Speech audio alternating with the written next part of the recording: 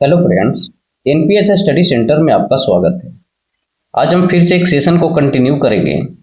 Session start करने से आपको बता देते हैं पहले कि मेरा 3 सेशन चलता है। एक न्यूमेरिकल का चलता है और एक चल रहा है बेसिक साइंस इंजीनियरिंग का, और फिर इसी के साथ एक इलेक्ट्रीशियन ट्रेड का भी चल रहा है। इलेक्ट्रीशियन ट्रेड का भी ऑब्जेक्टिव चला रहे हैं। न्यूमेरिकल का भी पार्ट चला हुआ है, 3 लेक्चर हुआ है, उसको भी आप प्ले लिस्ट में जाके देख सकते हैं अगर आप अभी नहीं देखे हैं।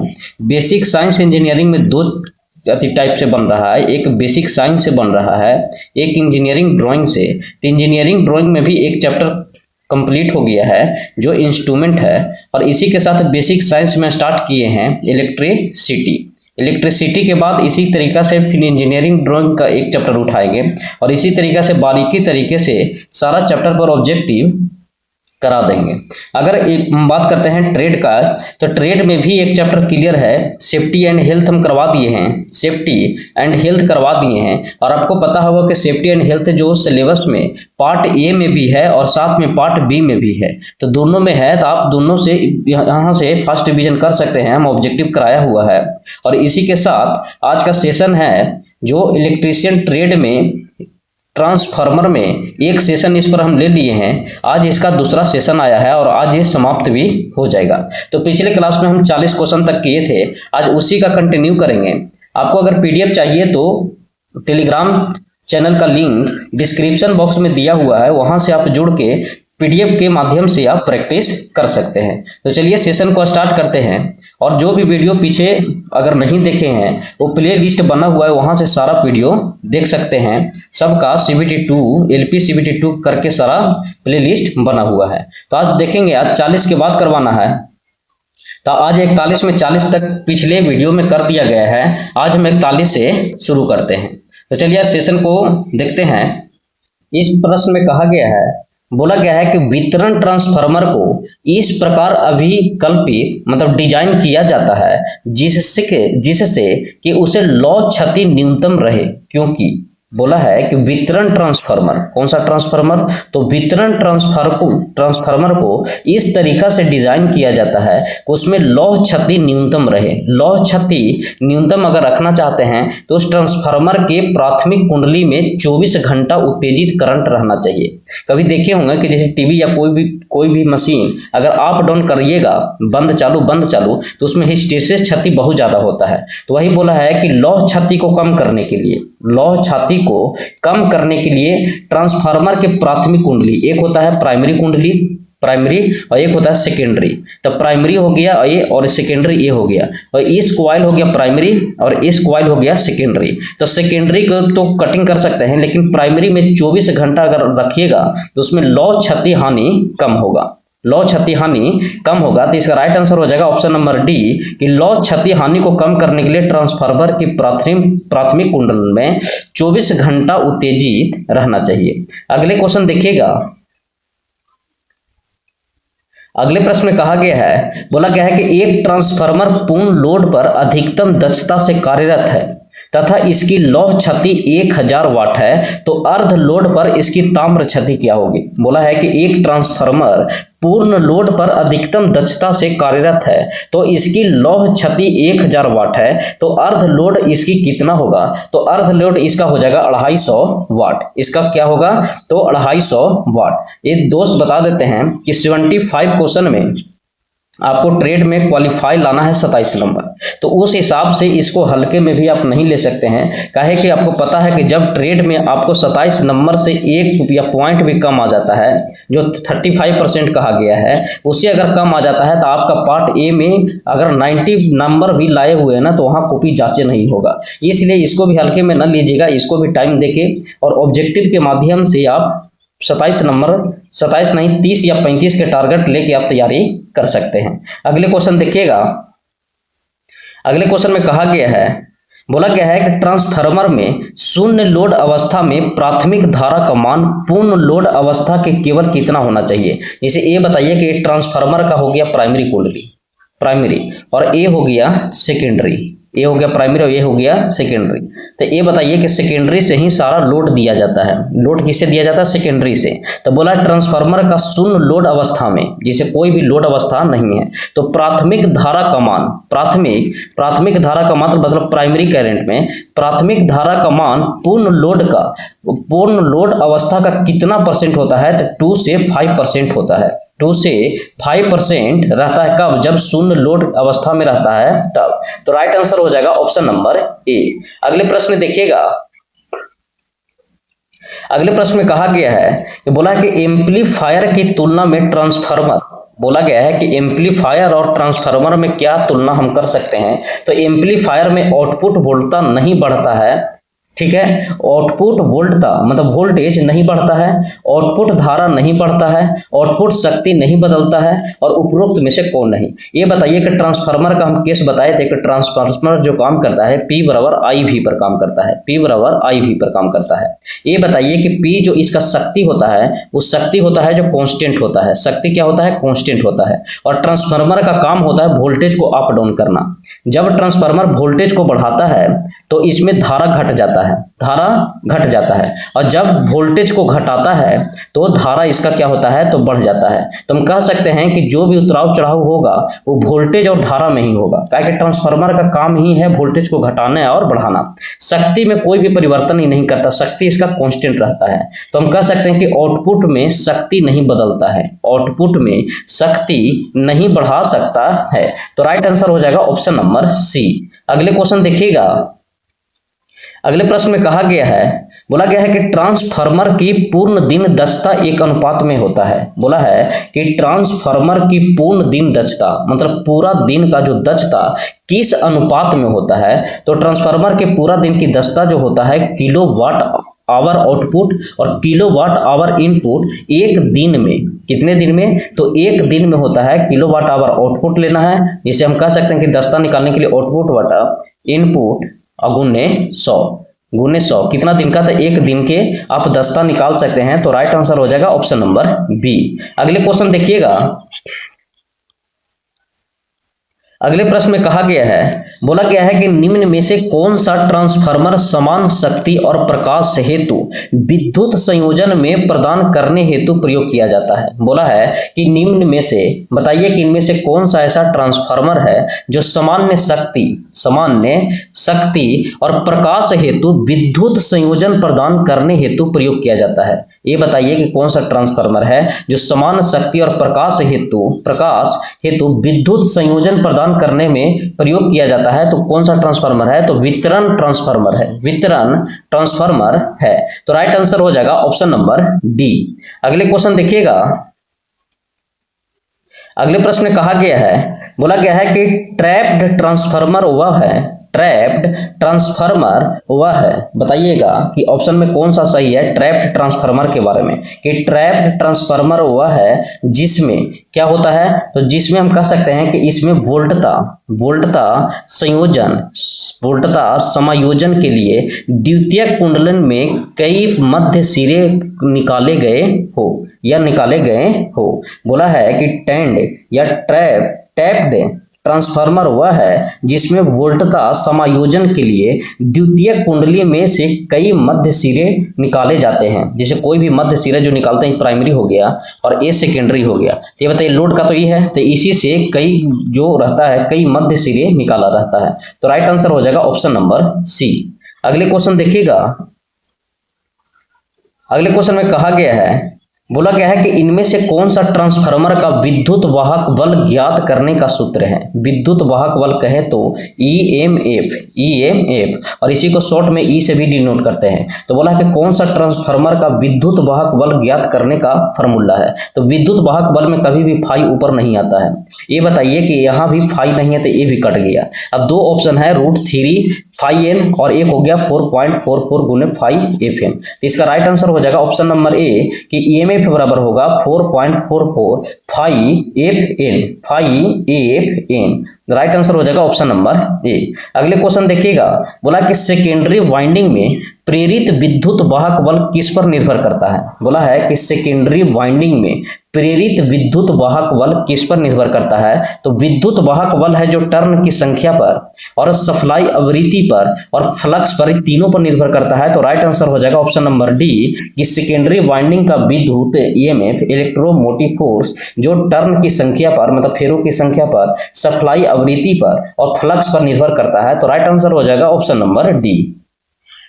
अगले क्वेश्चन देखिएगा। अगले प्रश्न में कहा गया है कि ऑटो ट्रांसफार्मर प्रयोग किया जाता है। बताइए कि ऑटो ट्रांसफार्मर किसमें प्रयोग किया जाता है? तो ऑटो ट्रांसफार्मर ऑटोमोबाइल में प्रयोग किया जाता है। ऑटो ट्रांसफार्मर ऑटोमोबाइल में प्रयोग किया जाता है। अगले प्रश्न देखिएगा।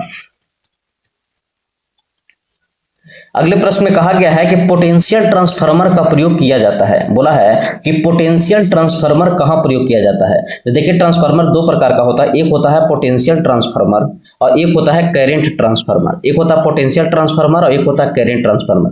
पोटेंशियल ट्रांसफार्मर का काम होता है कि वोल्टेज को मापना। तब वोल्टेज को जब मापेगा तो वोल्टेज को क्या करेगा? कम करेगा। तो वोल्टेज को जब कम करेगा तो धारा को क्या कर देगा? धारा को बढ़ा देगा, धारा को बढ़ा देगा। करंट ट्रांसफार्मर का काम होता है कि धारा को मापना, तो धारा को कम कर देगा और वोल्टेज को बढ़ा देगा। इसलिए वोल्टेज को बढ़ाता है तो ये स्टेप अप ट्रांसफार्मर कहलाता है और ये वोल्टेज को घटाता है तो ये स्टेप डाउन ट्रांसफार्मर कहलाता है। तो आपसे प्रश्न पूछा भी जा सकता है कि बताइए पोटेंशियल ट्रांसफार्मर है जो स्टेप अप है या स्टेप डाउन है? तो पोटेंशियल ट्रांसफार्मर है जो स्टेप डाउन ट्रांसफार्मर है और करंट ट्रांसफार्मर है जो स्टेप अप ट्रांसफार्मर है। ठीक है, तो इसका राइट आंसर हो जाएगा ऑप्शन नंबर डी कि यंत्रों और रिले आदि में पोटेंशियल ट्रांसफार्मर किसमें प्रयोग करते हैं? तो यंत्रों और रिले आदि में प्रयोग करते हैं। अगले क्वेश्चन देखिएगा।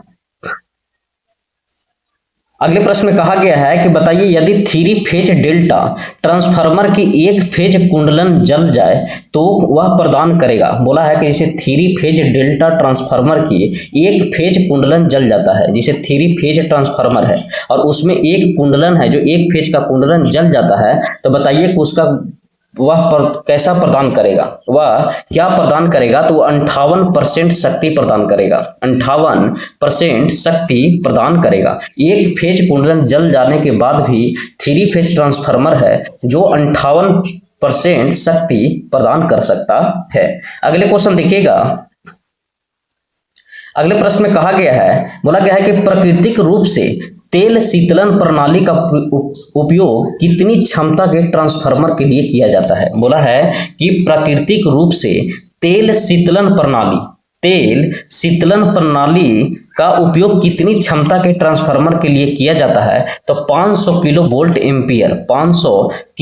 एम्पियर के लिए किया जाता है। तो राइट आंसर हो जाएगा ऑप्शन नंबर बी। दोस्त बता देते हैं कि इसमें ज़्यादा एनालिसिस इसलिए नहीं कर रहे हैं एक्सप्लेन में कि इसमें ज़्यादा टाइम देने से कोई फायदा ना है, बस जो भी आप कंसेप्ट क्लियर है तो इसका फास्ट रिवीजन करके आप प्रैक्टिस करके और इसमें 35 क्वेश्चन या 35 मार्क्स लाने का या 30 मार्क्स तक लाने का प्रयास करिएगा। और जो भी इफर्ट लगाना है वो पार्ट ए में लगाइए, कहा कि मेरिट भी बनना है तो पार्ट ए से बनना है। लेकिन इसका इतना भी ना छोड़ दीजिए कि 35 नंबर या 27 नंबर लाना थोड़ा मुश्किल हो जाता है, कहा कि ट्रेड और कुछ भी पूछ सकता है, इसलिए इसका रिविजन रखिएगा और प्रैक्टिस करते रहिएगा। चलिए अगले प्रश्न में देखेंगे।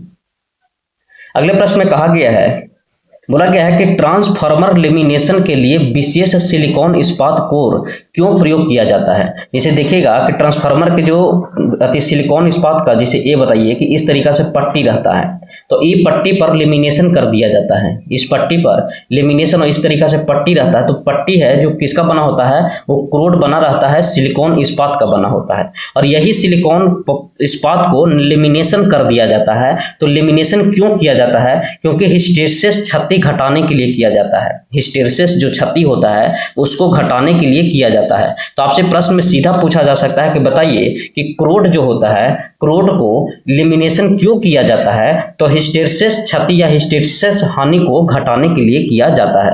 पूछेगा कि क्रोड किसका बना होता है? तो क्रोड सिलिकॉन इस्पात का बना होता है, सिलिकॉन इस्पात का बना होता है। लेकिन उसमें कॉइल जो लगा रहता है, कॉइल किसका रहता है? तो कॉइल होता है कॉपर का, कॉइल होता है कॉपर का, इसीलिए कॉइल वाला में ताम्र हानि होता है और सिलिकॉन इस्पात या कोर वाला में कौन सा होता है? तो हिस्टेरिसिस क्षति होता है। अगले क्वेश्चन देखिएगा।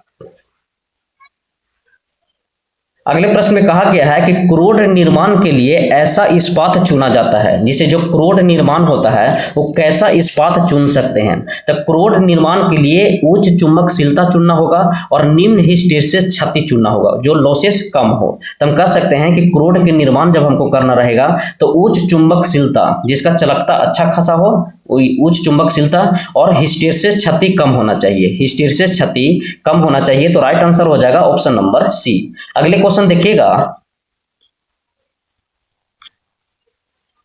अगले प्रश्न में कहा गया है कि बताइए, बोला गया है कि संलग्न चित्र में दर्शाया गया कौन सा ट्रांसफार्मर है। जो एक चित्र दिया गया है इसमें कौन सा ट्रांसफार्मर है। तो आप जनरली जानते होंगे कि जिसे एक होता है प्राइमरी और एक होता है सेकेंडरी। तो ये बताइए कि प्राइमरी में अगर फेरों की संख्या कम है और सेकेंडरी में फेरों की संख्या ज्यादा है, तो हम कह सकते हैं कि यह स्टेप अप ट्रांसफार्मर है। स्टेप अप ट्रांसफार्मर है, क्योंकि वोल्टेज बढ़ा रहा है। क्यों? क्योंकि सेकेंडरी में फेरों की संख्या ज्यादा है और प्राइमरी में कम है। लेकिन वही अगर हम यहाँ करें कि इसमें प्राइमरी में फेरों की संख्या कम है और अधिक ज्यादा है और सेकेंडरी में फेरों की संख्या कम है, तो ये हो गया स्टेप डाउन ट्रांसफार्मर, मतलब वोल्टेज घटेगा, वोल्टेज घटेगा। तो ये बताइए कि ये दो कॉम्बिनेशन से प्राइमरी और सेकेंडरी से बन रहा है। लेकिन एक ट्रांसफार्मर जो होता है वो होता है जो एक के, जिसे स्टेबलाइजर में हम लोग उपयोग करते हैं कि एक के अथी रहता है, कॉइल रहता है, उसी को कम बेसी उसी को प्राइमरी भी बना देते हैं और उसी को सेकेंडरी भी बना देते हैं। तो बोलता है कि बताइए कि संलग्न चित्र में दर्शाया गया ये चित्र कौन सा है। तो देखिए इसका एक एक कॉइल है,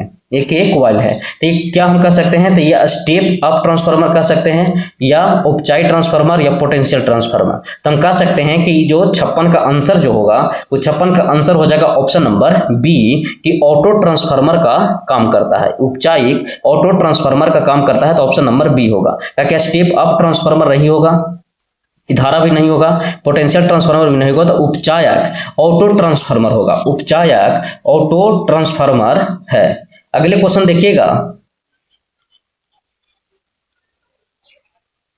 अगले प्रश्न में कहा गया है कि किसी भी ट्रांसफार्मर की प्रत्येक कुंडलन में उत्पन्न विद्युत वाहक बल किस पर निर्भर करता है। बोला गया है कि किसी भी ट्रांसफार्मर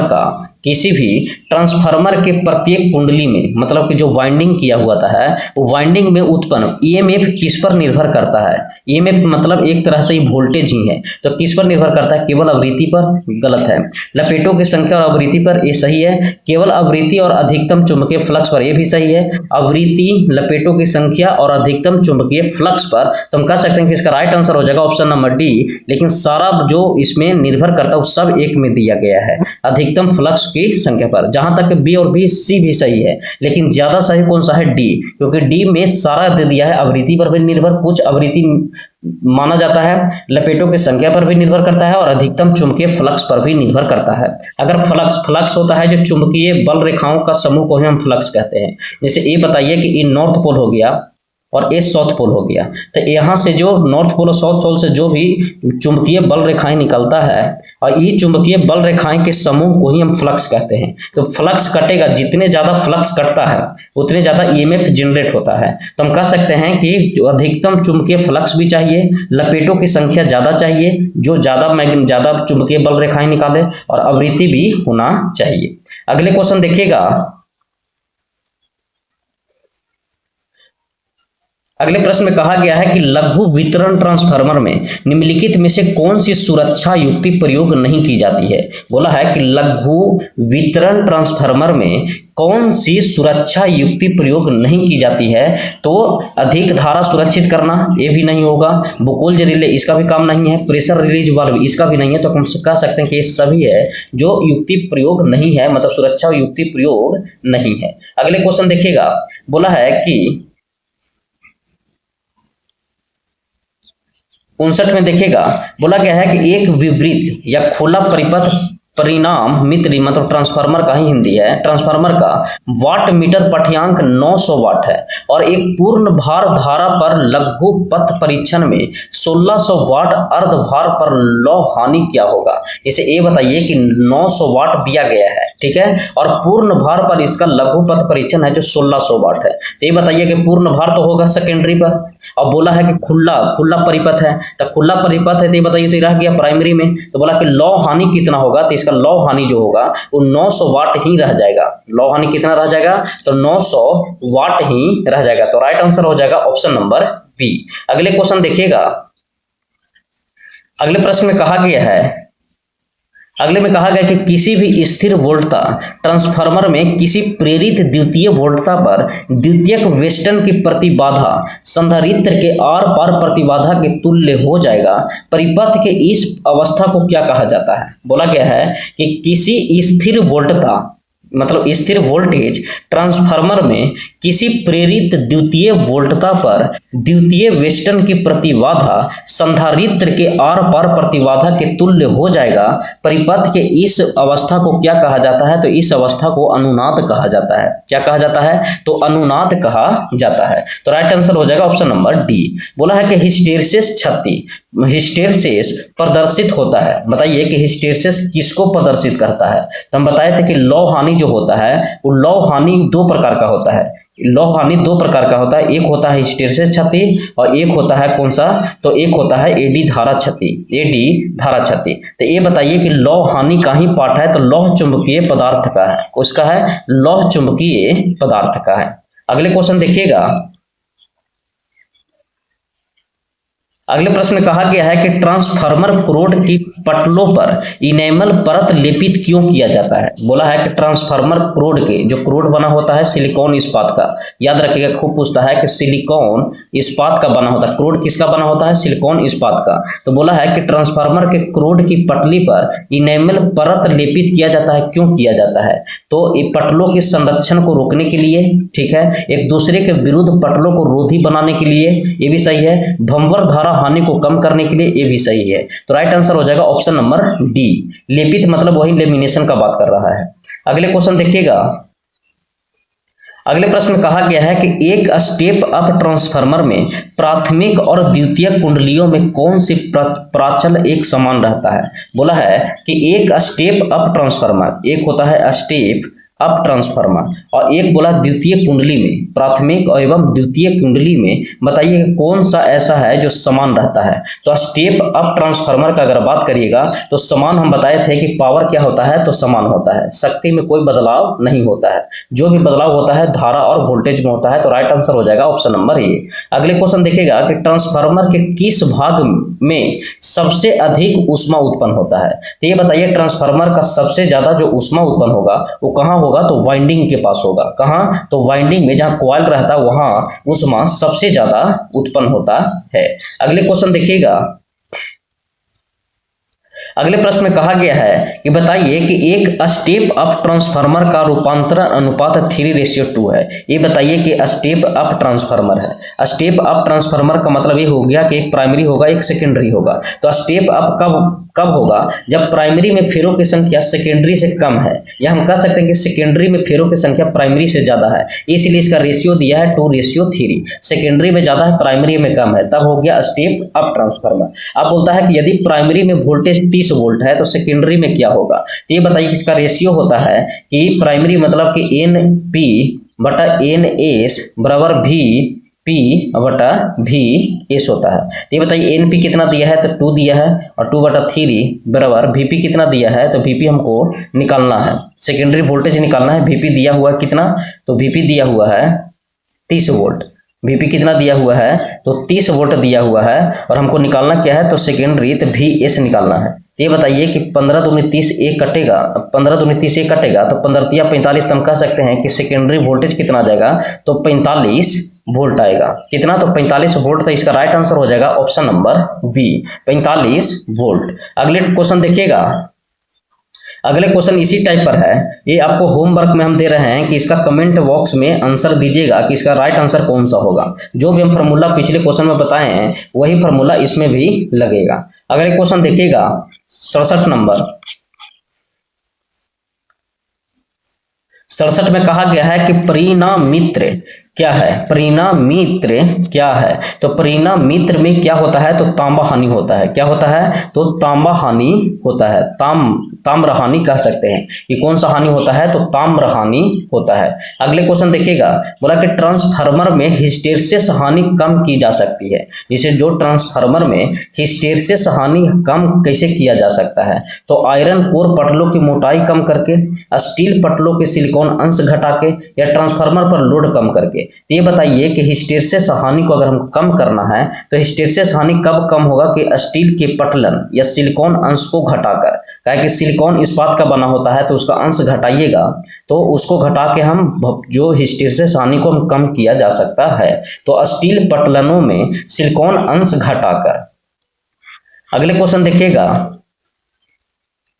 अगले क्वेश्चन में कहा गया है कि स्थिर लोड पर यदि लोड का शक्ति गुणांक निम्न हो तब क्या हो सकता है? बोला है कि स्थिर लोड पर, मतलब लोड बराबर है, यदि लोड का शक्ति गुणांक निम्न में से क्या हो सकता है? तो लोड का जो शक्ति गुणांक होगा वो अधिक धारा लेगा। क्या लेगा? तो अधिक धारा लेगा। स्थिर लोड पर यदि लोड का शक्ति गुणांक निम्न है, लोड का जो शक्ति गुणांक क्या है? निम्न है। बोला है कि लोड का जो शक्ति गुणांक है वो निम्न है, तब क्या हो सकता है? तो अधिक धारा लेगा। क्या लेगा? अधिक धारा लेगा। तो राइट आंसर हो जाएगा ऑप्शन नंबर ए। अगले क्वेश्चन देखिएगा, किसी भी उपभोक्ता के लिए सर्वाधिक बचतकारी शक्ति गुणांक कौन सा होता है? बोला है कि किसी भी उपभोक्ता के लिए सर्वाधिक बचतकारी शक्ति गुणांक, बचतकारी शक्ति गुणांक समानता कौन कितना होता है? तो जो बचत शक्ति गुणांक जो होता है वो होता है 0.95 पक्षगामी होता है। क्या होता है? तो 0.95 पक्षगामी होता है। तो राइट आंसर हो जाएगा ऑप्शन नंबर सी। अगले क्वेश्चन देखिएगा, अगले प्रश्न में कहा गया कि निम्न में से गलत कथन का चुनिए। गलत कथन इनमें से कौन सा है? बोला गया है कि आर्क लैंप का प्रयोग होता है। गलत कथन का चुनना है कि आर्क लैंप का उपयोग करते हैं। बोला है कि निम्न में से गलत कथन का चुनिए। वितरण प्रणाली का शक्ति गुणांक न्यून होता है। क्यों? बोला है कि वितरण प्रणाली का शक्ति गुणांक न्यून मतलब कम क्यों होता है? आर्क लैंप का प्रयोग होता है। बोला तुल्यकालिक मोटर का कम प्रयोग होता है। ये भी सही है, ये भी सही है। ट्रांसफार्मर द्वारा चुंबकन धारा खींचने के कारण संपूर्ण धारा प्रेरित विद्युत वाहक बल से पक्ष हो जाती है और विशेष रूप से हल्के भारों पर होती है। ठीक है। बोला उद्योग में प्रेरणीय मोटर का व्यापक उपयोग होता है, विशेष रूप से जब मोटरों को निम्न भार पर लगाया जाता है। तो ये गलत है कि उद्योगों में जो प्रेरणीय मोटर होता है वो निम्न भार पर नहीं उच्च भार पर लगाया जाता है। तो राइट आंसर हो जाएगा ऑप्शन नंबर डी। अगले क्वेश्चन देखिएगा, अगले प्रश्न में कहा गया है कि यदि ट्रांसफार्मर का कॉइल मोटे तार के बने हो तो क्या होगा? बोला है कि ट्रांसफार्मर का अगर मोटे कॉइल का बना हो, ट्रांसफार्मर का अगर कॉइल बोला है, क्या बोला है? कॉइल। हम बोले थे कि कॉइल में क्या लगाया था, किसका बना होता है? तो तांबा का। कॉइल किसका? तो तांबा का। तो बोला ट्रांसफार्मर में अगर कॉइल मोटे तार के बने होते हैं तो उसमें क्या हो सकता है? तो ताम्र क्षति होगा। मोटे बने हुए हैं तो क्या होगा? तो ताम्र क्षति होता है।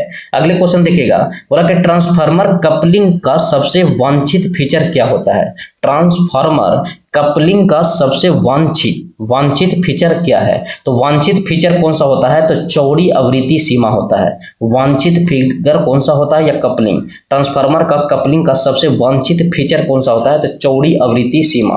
चौड़ी आवृत्ति सीमा। अगले क्वेश्चन देखिएगा, अगले प्रश्न में कहा गया है, बोला गया है कि चलशील अवयवों वाली कुछ मशीनों में लिमिट स्विच क्यों लगाए जाते हैं? चलशील अवयवों वाली कुछ मशीनों में लिमिट स्विच क्यों लगाई जाती है? तो लिमिट स्विच होता है जो मशीन की एक लघुत्तम दक्षता सुनिश्चित करने के लिए, मशीन की लघुत्तम दक्षता सुनिश्चित करने के लिए लगाया जाता है। मशीन की एक लघुत्तम दक्षता सुनिश्चित करने के लिए। अगले क्वेश्चन देखिएगा, अगले प्रश्न में कहा गया है कि रेलवे ट्रैक वाइंडिंग प्रदान करता है। रेलवे जो ट्रैक होता है वो वाइंडिंग प्रदान करता है अर्थ और भू दोष को विरोध संरक्षण और प्रतिमान धारा के लिए निम्न प्रतिरोध पथ। तो राइट आंसर हो जाएगा ऑप्शन नंबर डी कि ए और बी दोनों सही है कि रेलवे ट्रैक वाइंडिंग प्रदान करता है अर्थ और भू दोष के विरोध संरक्षण और प्रतिमान धारा के लिए निम्न प्रतिरोध पथ। अगले क्वेश्चन देखिएगा, अगले प्रश्न में कहा गया है कि अभिवर्धक रूपांतरक बूस्टर ट्रांसफार्मर निम्न में से स्थित होता है। बोला है कि अभिवर्धक रूपांतरण मतलब बूस्टर ट्रांसफार्मर किसमें स्थित होता है या निम्न में से स्थित होता है। तो ये स्थित होता है किसमें, तो संचरण लाइन के मध्यस्थ बिंदु पर, संचरण लाइन के मध्यस्थ बिंदु पर स्थित होता है। अगले क्वेश्चन देखिएगा, अगले प्रश्न में कहा गया है कि 250 और 300 वोल्ट, 250 बटा 3000 वोल्ट और 50 coulomb per second phase core type transformer के लिए प्रति चक्र विद्युत वाहक बल 10 वोल्ट है, तो प्राथमिक और द्वितीयक कुंडली में चक्रों की संख्या कितना होगा। बोला है कि 250 और 3000 volt 50 coulomb per second phase core type transformer के लिए प्रति चक्र विद्युत वाहक बल 10 वोल्ट है, तो प्राथमिक और द्वितीय कुंडली के चक्रों की संख्या कितना होगा। तो इसकी चक्रों की संख्या होगा 25,300 इसकी चक्रों की संख्या होगा। अगले क्वेश्चन देखिएगा, बोला है कि वोल्टता नियमन रूपांकन का एक मानदंड है। बोलता है कि वोल्टता नियमन है जो एक रूपांकन का एक मानदंड है, किसका, तो रूपांतरण का, किसका, रूपांतरण का है। वोल्टता नियमन निम्न रूपांकन का एक मानदंड है, किसका, तो रूपांतरक का। अगले क्वेश्चन देखिएगा, अगले प्रश्न में कहा गया है कि बताइए कि जो ट्रांसफार्मर ठंडे लुढ़काया उन्मुख इस्पात CRGO का उपयोग करता है तो जर्दी के क्षेत्र के रूप में लिया जाता है। बोला है कि जो ट्रांसफार्मर है वो ठंडे लुढ़काया या लुढ़काया उन्मुख इस्पात का उपयोग करते हैं तो जर्दी के क्षेत्र के रूप में लिया जाता है। तो जर्दी के क्षेत्र के रूप में लिया जाता है जो तो कोर से 15 से 25% बढ़ा हो, तो कोर से 15 से 25% बढ़ा हो। अगले क्वेश्चन देखिएगा, जो लास्ट क्वेश्चन होगा, अगले क्वेश्चन में कहा गया है, बोला गया है कि शैथिल्य हानि किस पर निर्भर करता है। शैथिल्य हानि होता है जो किस पर निर्भर करता है, ट्रांसफार्मर के चुंबकीय फ्रेम होने वाले हिस्टैरिसीस नुकसान पर निर्भर करता है। बोला है कि शैथिल्य हानि पर निर्भर करेगी या ट्रांसफार्मर के चुंबकीय फ्रेम होने वाले हिस्टैरिसीस नुकसान निर्भर करता है। तो पदार्थ के आयतन पर भी निर्भर करता है, आवृत्ति पर भी निर्भर करता है और पदार्थ के वर्ग पर भी निर्भर करता है। तो कह सकते हैं कि इसका राइट आंसर हो जाएगा ऑप्शन नंबर डी कि इन सभी पर। बोला है शैथिल्य हानि किस पर निर्भर करेगी या ट्रांसफार्मर के चुंबकीय फ्रेम में होने वाले हिस्टैरिसीस नुकसान पर निर्भर करता है। तो पदार्थ के आयतन पर भी निर्भर है, पदार्थ के वर्ग पर और आवृत्ति पर। तो राइट आंसर हो जाएगा ऑप्शन नंबर डी। दोस्तों बता देते हैं कि ट्रांसफार्मर का सारा क्वेश्चन समाप्त हो गया, इसमें 80 क्वेश्चन था। इसी तरीका से इलेक्ट्रीशियन ट्रेड जो इलेक्ट्रिकल ग्रुप वाला है और इलेक्ट्रीशियन का, इसमें 2 चैप्टर हम पढ़ा दिए, एक सेफ्टी भी पढ़ा दिए, सेफ्टी एंड हेल्थ का भी चैप्टर समाप्त हो गया है और इसी तरीका से ट्रांसफार्मर का भी चैप्टर समाप्त हो गया है। ये 2 का ऑब्जेक्टिव कराया हुआ है। अगर आप सेफ्टी एंड हेल्थ का नहीं देखे हैं तो इसका प्लेलिस्ट बना हुआ है इलेक्ट्रीशियन करके, वहां से आप देख सकते हैं और फर्स्ट डिवीजन कर सकते हैं। और इसमें 35 लाने का या 30 लाने का एक टारगेट करिए, ठीक है। और इसी के साथ ज़्यादा जो भी जोड़ देना है वो पार्ट ए पर दीजिएगा, क्योंकि उसमें 100 मार्क्स है, उसी पर मेरिट बनना है। तो इसको भी अभी से ध्यान देते जाइएगा, क्योंकि ट्रेड एक ऐसा चीज़ है कि पता चला कि इसमें 90 नंबर ले लाएं और इसी में फेल हो गए हैं तो 90 नंबर लाने का कोई मतलब नहीं होगा। तो अगर आपको ये वीडियो पसंद आया है तो लाइक, सब्सक्राइब और कमेंट में जरूर राय दीजिएगा और इसी तरीके से सेशन आगे भी आते रहेगा। न्यूमेरिकल का सेशन नहीं होगा, न्यूमेरिकल का इसका कल आएगा, ठीक है। तो न्यूमेरिकल का अगले दिन वीडियो अपलोड कर दिया जाएगा। आपको PDF अगर चाहिए तो टेलीग्राम का लिंक डिस्क्रिप्शन बॉक्स में लगा हुआ है, वहां से आप PDF लेके और प्रैक्टिस कर सकते हैं। चलिए सेशन को लिए देखने के लिए आप लोग का धन्यवाद।